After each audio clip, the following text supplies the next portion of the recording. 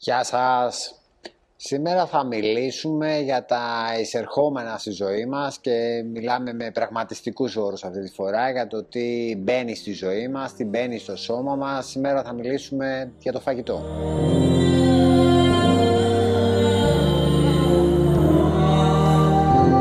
Είμαι ο Ευάγγελος Κατσιούλης, ψυχίατρος ψυχοθεραπευτής, αρκετά χρόνια ενασχόληση στο πεδίο.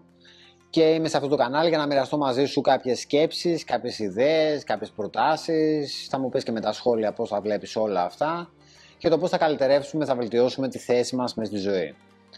Σήμερα θα μιλήσουμε, είπαμε, για το φαγητό και βασικά πώς το φαγητό δεν θα είναι κάποιο πεδίο που θα μας προβληματίζει, πως η πρόσληψη τροφής δεν θα είναι απαραίτητα δυσλειτουργική, δεν θα είναι ενοχική, δεν θα μας γεμίζει τύψεις, δεν θα μας δημιουργεί προβλήματα ή τουλάχιστον πώς μπορούμε εμείς να σταθούμε και να το καταλάβουμε λίγο, έτσι, να το χωνέψουμε. Τι είναι το φαγητό για μας, τι είναι η πρόσληψη τροφής για μας, τι είναι αυτή η περίφημη ικανοποίηση που παίρνουμε το φαγητό για μας, πώς μπορεί να τα διαχειριζόμαστε όλα αυτά, πώς μπορεί να είμαστε μαθημένοι και πώς μπορεί καμιά φορά να κάνουμε και μετάθεση πεδίων και η ικανοποίηση από ένα άλλο πεδίο τελικά να φέρεται, να βρίσκει κάποια εκτόνωση μέσα από την πρόσληψη τροφής.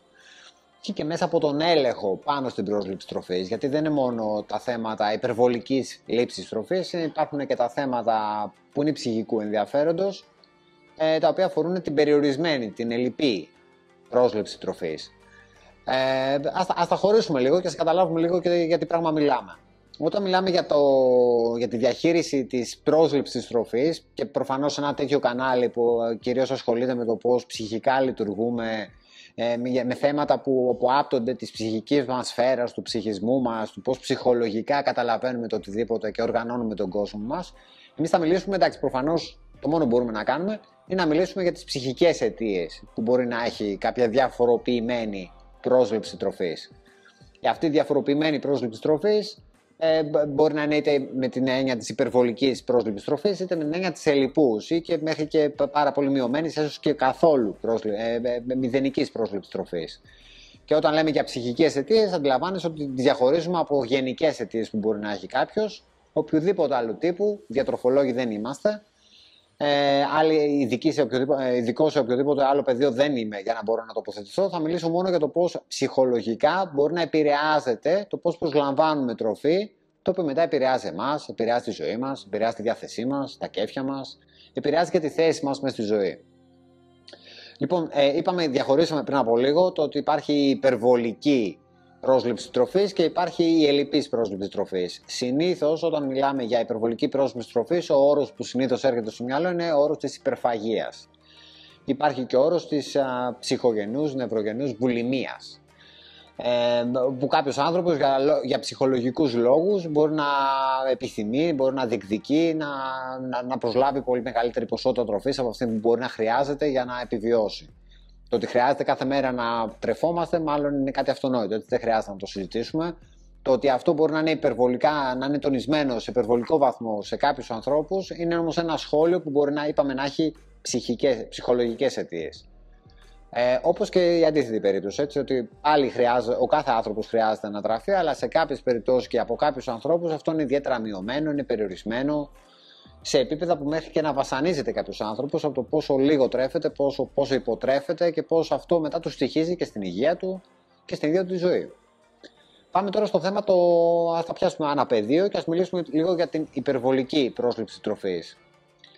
Αντιλαμβάνεσαι ότι το φαγητό η πρόσληψη τροφής είναι καταχωρημένη στον καθένα μας σαν μια πρωτογενής, πολύ πρώιμη, αν θες, μάλλον η πρώτη ικανοποίηση που έχουμε στη ζωή, με κάτι το οποίο μας συμβαίνει, με κάτι το οποίο κάνουμε, με κάποια επαφή που έχουμε με το περιβάλλον. Είναι αυτό το περίφημο στοματικό στάδιο που έχουν τα παιδιά όταν πρωτοέρχονται στον κόσμο, που είναι και το πρώτο στάδιο ψυχολογικής τους ανάπτυξης, που όλα θέλουν να τα βάλουν στο στόμα, όλα θέλουν να τα γευθούν, όλα θέλουν να τα περιεργαστούν και η πρώτη μεγάλη πύλη είσοδος, επαφή με τον κόσμο είναι το στόμα μας. Η αναγνώριση τώρα της γεύσης, η εξέλιξη της αίσθησης της γεύσης και το πώς μπορεί κάποιος να έχει εκπαιδευτεί μέσα από τη ζωή του να ικανοποιείται δια της γεύσης, είναι κάτι που από πάρα πολύ για κάποιους ανθρώπους μέχρι λιγότερο για κάποιους άλλους είναι γνωστό όμως σε όλους. Οπότε το ξέρουμε. Οπότε είναι βαθιά καταχωρημένο μέσα μας. Και ουσιαστικά τι είναι καταχωρημένο μέσα μας? Αυτή η ικανοποίηση από την πρόσληψη τροφής, από μια γεύση που μας αρέσει, από το αίσθημα κορεσμού που έχουμε γιατί ικανοποιήσαμε την πείνα μας. Είπαμε, όλοι οι άνθρωποι το διαθέτουν, όλοι οι άνθρωποι πεινάνε, όλοι οι άνθρωποι χρειάζονται να τραφούν και αυτή η ικανοποίηση είναι επιβεβαιωμένη, γνωστή και μερικές φορές είναι και ενισχυμένη σε κάποιους ανθρώπους λόγω της εκπαίδευσής τους και αποτελεί στοιχείο της πορείας τους. Είναι στοιχείο μαθημένο, είναι στοιχείο συνηθισμένο για τον καθένα μας, διαφορετικό για τον καθένα μας, αλλά είναι μαθημένο από τον καθένα μας. Προχωράμε λοιπόν στη ζωή. Πάμε σε επόμενα στάδια ζωής, βρισκόμαστε ενώπιον διεκδικήσεων, έχουμε στόχους, χρειαζόμαστε να ικανοποιήσουμε ανάγκες μας. Κάποιες καταφέρουμε να τις ικανοποιήσουμε, σε κάποιες άλλες μπορούμε να αναγνωρίσουμε ότι υπάρχουν εμπόδια, κάποιες άλλες μπορεί να είναι αδύνατο να ικανοποιηθούν. Και υπάρχει όμως μέσα μας καταχωρημένη ικανοποίηση από την πρόσληψη τροφής. Έχω εστιάσει στην ικανοποίηση, γιατί έτσι μπορούμε να καταλάβουμε με αρκετά απλό τρόπο το πώς μπορεί να σχηματιστεί, να εκδηλωθεί μια τάση, μια βουλημική τάση. Ένας άνθρωπος ο οποίος διεκδικεί στη ζωή του το οτιδήποτε και μπορεί να αναγνωρίζει εμπόδια, μπορεί να βλέπει ότι δεν συναντάει πάντα την επιτυχία που θα ήθελε, δεν καταφέρνει πάντα να διεκδικήσει την ικανοποίηση που θέλει, μπορεί να παλινδρομήσει, ψυχολογικά μπορούμε να το καταλάβουμε αυτό, σε άλλου τύπου ικανοποίησεις που έχει καταχωρήσει. Και μία από τις πρωτογενείς, πιο θεμελιώδεις ικανοποίησεις που έχει ο καθένας μας καταχωρήσει είναι η ικανοποίηση από την πρόσληψη τροφής. Με άλλα λόγια, με απλά λόγια. Αν δεν μας βγαίνουν οι στόχοι μας, αν σε διάφορα πεδία δεν βγάζουμε άκρη, αν προσπαθούμε και νιώθουμε ότι παιδευόμαστε, κουραζόμαστε, δίνουμε χρόνο, επενδύουμε χρόνο, εαυτό, ενέργεια, σε ό,τι προσπαθούμε να διεκδικήσουμε, αλλά δεν βγάζουμε τα αποτελέσματα που θέλουμε, από ένα σημείο προσπαθειών και μετά, από μια βαθμίδωση, από ένα σημείο κούρασης και μετά, μπορεί κάποιοι άνθρωποι να αποφασίσουν ότι μπορεί να μην τα καταφέρουν με κάποιους στόχους, αλλά υπάρχουν κάποια πεδία που μπορούν να τους ικανοποιήσουν. Προχωράμε λοιπόν στη ζωή και διεκδικούμε τους όποιους στόχους έχουμε, προς όποιες κατευθύνσεις θέλουμε να πάμε, ό,τι μπορεί να ορίζουμε ως ικανοποίησή μας με τα δεδομένα που έχει κάθε χρονική στιγμή σε οποιοδήποτε στάδιο της ζωής μας. Κάποιες φορές βγάζουμε άκρη με το τι διεκδικούμε, άλλες φορές δεν καταφέρουμε να πετύχουμε την ικανοποίηση που διεκδικούμε. Υπάρχει, είπαμε, μέσα μας καταγεγραμμένη ικανοποίηση, η θεμελιώδης ικανοποίηση από την πρόσληψη τροφής, από το πώς μπορεί η αίσθηση της γεύσης να μας ικανοποιήσει και το αίσθημα του κορεσμού, του αισθήματος της πείνας. Οπότε, σε κάποιους ανθρώπους, είπαμε, σε κάποιες ιστορίες ζωής, δεν συμβαίνει απαραίτητα σε όλους τους ανθρώπους. Σε όλους τους ανθρώπους είναι καταχωρημένο, απλά δεν συμβαίνει η παλινδρόμηση σε όλους τους ανθρώπους. Μπορεί να γίνει μια μετάθεση της ικανοποίησης από το πεδίο που τώρα δεν βγάζουμε άκρη και μπορεί, είπαμε, να μην είναι ένα, μπορεί να είναι διάφορα. Μπορεί να είναι με προσωπικά, κοινωνικά, επαγγελματικά, ακαδημαϊκά, δημιουργικά, νοηματοδότηση χρόνου, όποιο τύπο πεδίο μπορεί ο καθένας να φανταστεί και όποιο τύπο πεδίο ικανοποίησης μπορεί ο καθένας να χρειάζεται. Μπορεί να, είπαμε, να μην βγάζει κάπου άκρη και μπορεί να παλινδρομήσει, επειδή χρειάζεται ικανοποίηση, σε κάτι που ξέρει επιβεβαιωμένα ότι θα του δώσει ικανοποίηση. Μπορεί μια αυξημένη πρόσληψη τροφής να το δώσει αυτή την αυξημένη ικανοποίηση μπορεί κάποιος να χρειάζεται, γιατί ίσως, και αυτό το βάζω με ερώτηση, και αν θέλεις σχολίασέ το και κάτω από το βίντεο, πες μου λίγο τη γνώμη σου, μπορεί τα ελλείμματα ικανοποίησης από μια τρέχουσα καθημερινότητα να υποκαθιστώνται από υπερβολική ικανοποίηση που μπορεί κάποιος να παίρνει από έναν γνωστό επιβεβαιωμένο από αυτόν τον τρόπο. Μπορούμε τουλάχιστον έτσι να καταλάβουμε με ψυχολογικούς όρους το πώς κάποιος άνθρωπος μπορεί να αποφασίζει να κάνει πιο τακτικές επισκέψεις στο ψυγείο, να αποφασίζει η ποιότητα ακόμα και της τροφής του να είναι σχετικά με διατροφικούς όρους κάπως επιβεβαρημένη, να έχει μια αροπή προς τους υδατάνθρακες που είναι ίσως πιο ευχάριστες στη γεύση, σε πολύ έντονες γεύσεις, σε γλυκές γεύσεις, σε λιπαρές γεύσεις. Σε ό,τι δηλαδή ο καθένας μπορεί να εστιάζει και να έχει αναγνωρίσει ότι μπορεί να είναι ιδιαίτερα ικανοποιητικό για τον ίδιο. Και αυτό αντιλαμβάνεις ότι αν πάει και στον υπερβολικό βαθμό, μετά αρχίζει και έχει το δικό του κόστος και στο μεταβολισμό μας και στο σώμα μας και στη φυσική μας κατάσταση και στο πώς καταλαβαίνουμε και στο πώς μπορούμε να διεκδικήσουμε ανά πάσα στιγμή, γιατί μπορεί να είμαστε επηρεασμένοι πλέον από την υπερβολική πρόσληψη τροφής, πώς μπορούμε να διεκδικήσουμε περαιτέρω στόχους στη ζωή μας. Αρχίζει, αν θες, να μας περιορίζει αυτή η μετάθεση ικανοποίησης και αυτή η προσκόλληση σε συγκεκριμένα μοτίβα που έχουν να κάνουν με κάτι παγιωμένο και θεμελιωμένο μέσα μας, το οποίο όμως μπορεί να μας, όχι μόνο να μας αυξάνει το βάρος, να μας επιβαρύνει την υγεία μας.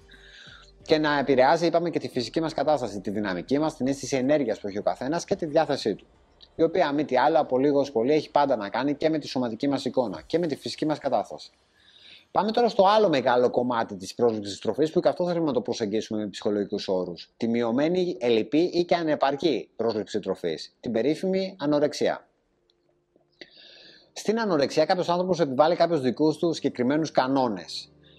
Στο τι θα φάει, στο πόσο θα φάει, στο πόσο λίγο χρειάζεται να φάει, στο πόσο χρειάζεται ο ίδιος ή νιώθει ότι χρειάζεται το βάρος του να περιοριστεί, η σωματική του μάζα να περιοριστεί, το περίφημο BMI να πέσει, πόσο ο ίδιος βλέπει τον εαυτό του στον καθρέφτη. Υπάρχουν και αυτά τα περίφημα βίντεο που δεν ξέρω αν τα έχεις δει, μπορεί να βάλουμε κάποιο και σε αυτό το βίντεο για να το δεις, ενός ανθρώπου που να κοιτιέται στον καθρέφτη και να βλέπει τον εαυτό του πολύ πιο διωγγωμένο και δυσανάλογα διωγγωμένο σε σχέση με το πόσο ο ίδιος μπορεί να είναι μέχρι και σχεδόν σκελετωμένος. Υπάρχει αυτή η παραποίηση σχεδόν της αντίληψης στο πώς κάποιος εννοεί τη σωματική του εικόνα, και αυτές υπάρχει και το κομμάτι του ελέγχου του τι θα πάρουμε από το περιβάλλον και τι θα βάλουμε στο στόμα μας. Και εγώ θα μείνω σε αυτή στη λέξη έλεγχος. Αυτός ο έλεγχος τώρα που μπορεί εμείς να επιβάλλουμε στην πρόσληψη τροφής μπορεί να είναι έλεγχος ο οποίος μας λείπει σε οποιοδήποτε άλλο πεδίο της ζωής μας. Πραγματικά όμως οποιοδήποτε. Μπορεί να μας λείπει έλεγχος στις διαπροσωπικές μας σχέσεις, να μας λείπει έλεγχος στο πώς κατευθύνουμε τον εαυτό μας στη ζωή, στο πού βρισκόμαστε μες στη ζωή, στο πώς ελέγχουμε κάτι το οποίο στη ζωή μας μπορεί να λειτουργεί ακόμα και με όρους τοξικούς, επικίνδυνους, απειλητικούς για μας. Μπορεί να νιώθει κάποιος ότι ενδεχομένως δεν έχει το περιθώριο να βάλει κάποιο όριο εκεί πέρα, να προστατευτεί από κάτι το οποίο τρέχει στη ζωή του, το οποίο όμως να νιώθει ο ίδιος για όποιους λόγους ότι δεν μπορεί να ελέγξει. Πάλι μπορεί να συμβεί αυτή η περίφημη που λέγαμε πριν από λίγο παλινδρόμηση σε κάτι το οποίο μπορεί να νιώθει ότι μπορεί να ελέγξει, όπως είναι το τι θα φάει. Οπότε κάτι δεν ελέγχει στο τώρα του και μπορεί να παλινδρομήσει σε κάτι που μπορεί να νιώθει ότι μπορεί να ελέγξει, που μπορεί να είναι το ότι φερειπίν ο ίδιος θα υποβάλει τον εαυτό του σε μια διαδικασία να τρέφεται ανεπαρκώς, ελλειπώς ή μέχρι και καθόλου. Γιατί μπορεί. Σε σχέση με το πώς μπορεί να νιώθει ότι η ζωή του αυτή τη στιγμή απέχει από μια ζωή που θα ήθελε να ζήσει, το πώς μπορεί τα πράγματα να τα θεωρεί ανεξέλεγκτα με άλλους όρους σε αυτό που συμβαίνει με τον εαυτό του σε αναφορά με άλλους ανθρώπους, γενικά με τη θέση του μες στη ζωή. Οπότε από τη μια μεριά, από την πλευρά της υπερφαγίας, της βουλημίας, είπαμε για ένα έλλειμμα ικανοποίησης και μια μετάθεση αυτής της ικανοποίησης σε μια καταχωρημένη ικανοποίηση, και από την πλευρά της ανορεξίας είπαμε για μια ελεγκτικότητα, για κάποια διάθεση επιβολής ελέγχου, ίσως όχι στα πεδία που μας αφορούν και αυτά που μας καίνε, αυτά που τρέχουν στη ζωή μας, αλλά σε πεδία που επιβεβαιωμένα επίσης μπορεί να νιώθουμε ότι μπορούμε να επιβάλλουμε τον έλεγχο. Εκεί πέρα που είμαστε μόνοι μας, εμείς και η πρόσληψη τροφής και εμείς και η τροφή μας απέναντι, όπου μπορούμε να το κάνουμε πολύ δύσκολο για τον εαυτό μας να πάρει μέχρι και τα στοιχειώδη για να επιβιώσουμε και σήμερα.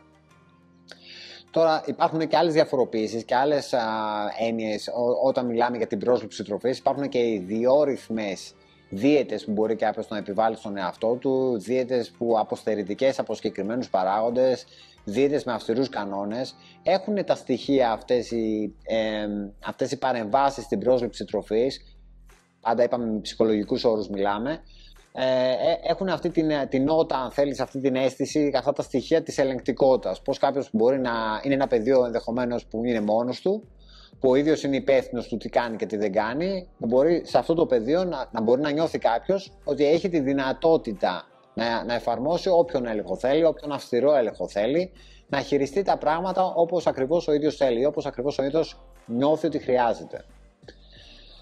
Έρχονται οι γιορτές τώρα, αν έχουν περάσει οι γιορτές, αναλόγως πότε θα βγει και το βίντεο. Γενικώς δεν είναι το θέμα αν έρχονται ή φεύγουν οι γιορτές.